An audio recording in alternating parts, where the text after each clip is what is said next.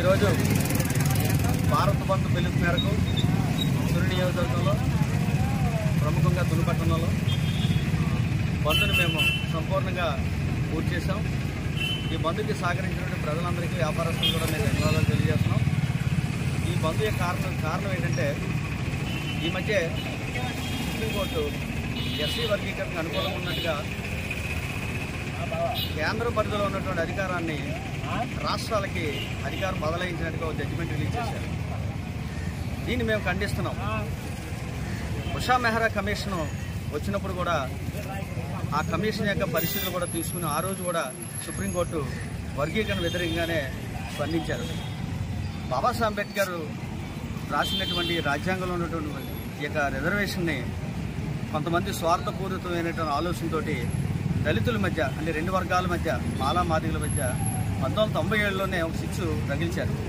వీళ్ళు ఐక్యంగా ఉంటే రాజ్యాధికారికి దగ్గర అవుతారన్న ఉద్దేశంతో రాష్ట్రాలు అప్పుడు ఇంకా ఉమ్మడి రాష్ట్రం ఉన్నట్టు ఆంధ్రప్రదేశ్ ఉమ్మడి రాష్ట్రం ఉన్నప్పుడే ఈ వర్గీకరణ అంశం అనేది 1997లో స్టార్ట్ అయింది.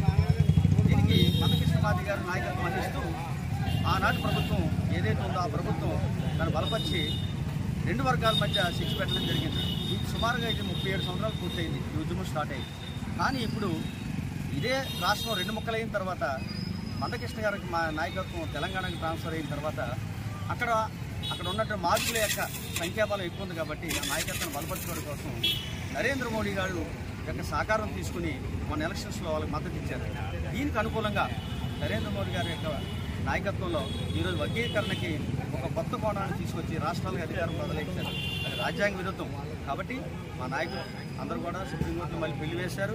ఎవరు మన లక్ష్ కుమార్ గారు, అదేవిధంగా మల్లి వెంకట్రావు గారు, పివి సునీల్ కుమార్ గారు, ఇలా మాల నాయకులు అందరూ కూడా ఒక ఐఏఎస్ ఐపీఎస్ కూడా రావాల్సిన అవసరం ఉంది దీంట్లోకి. ఎందుకంటే దీని గురించి అధ్యయనంగా పూర్తిగా వర్గీకరణ అనేది ఎంతవరకు రైట్ ఆ రాంగ్ అన్న విషయం మీద మాల మేధావులందరూ కూర్చుని భావితరాలకి మరి వర్గీకరణ విషయంలో ఎంత నష్టపోతామో ఈ రెండు వర్గాలు కూడా తెలుసుకుని వాళ్ళందరికీ కలిసి ఒక జేఏసీ ఫామ్ చేసి ఏకైక నాయకత్వంలో మానవులందరూ పనిచేయాలనుకున్నాక రాష్ట్రంలో తప్పనిసరిగా రాబోయే రోజుల్లో మళ్ళీ సుప్రీంకోర్టు ద్వారా ఇది రైట్ కాదు రాంగ్ అని నిరూపిస్తామని ఈ సభాముఖంగా తెలియజేస్తున్నాం.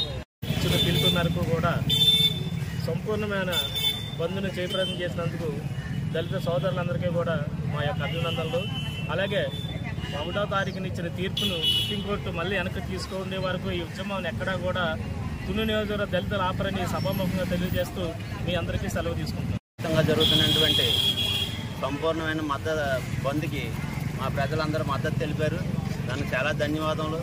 మరి మాలలో ఎక్కడ అభివృద్ధి చెందారో పాలకులలో చూపించాలి. మేము బాగా వెనకబడిపోయాము. అలాగే మాలలందరికీ 3 ఎకరాలు భూమినిచ్చి ఆదుకోవాలి.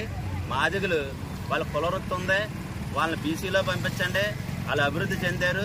మాకు ఎటువంటి వృత్తి లేదు, మేము చదువుకోవడమే మా వృత్తికి భావించుకొని మేము ముందుకెళ్తున్నాము. దయ ఉంచి సుప్రీంకోర్టు ఈ యొక్క తీర్పుని వెనక్కి తీసుకుంటుందని మేము మన్నవిస్తున్నాం. నా జైభీము ఈరోజు భారతదేశం అంతా కూడా మాలలపై జరుగుతున్న అన్యాయం గురించి బంద్ ప్రకటించింది. బంద్లో భాగంగా ఈరోజు తుని నియోజకవర్గం నుంచి మా మాల సోదరులందరూ కూడా చాలా ఎత్తున ఈ యొక్క కార్యక్రమానికి వచ్చి బంద్ కార్యక్రమం అందరూ కూడా సహకరించారు. అదేవిధంగా ఈ యొక్క మన సుప్రీంకోర్టు తీర్పిచ్చిన తీర్పుని మా దళితులందరూ కూడా ఈరోజు బంధుగా కాదు ఈ యొక్క తీర్పుని వెనక్కి తీసుకునే వరకు కూడా నిరంతరం కూడా మన మాల సోదరులందరూ కూడా మన భారతదేశం మాల సోదరులందరూ కూడా ఈ యొక్క కార్యక్రమాన్ని ముందుకు తీసుకెళ్లే విధంగా అందరూ సహకరించాలని చెప్పేసి సుప్రీంకోర్టు తీర్పుని వెనక్కి తీసుకునే వరకు కూడా మా ఉద్యమాన్ని ఎక్కడే కూడా ఆపమని చెప్పేసి సభామూలంగా తెలియజేస్తున్నాను. Thank you.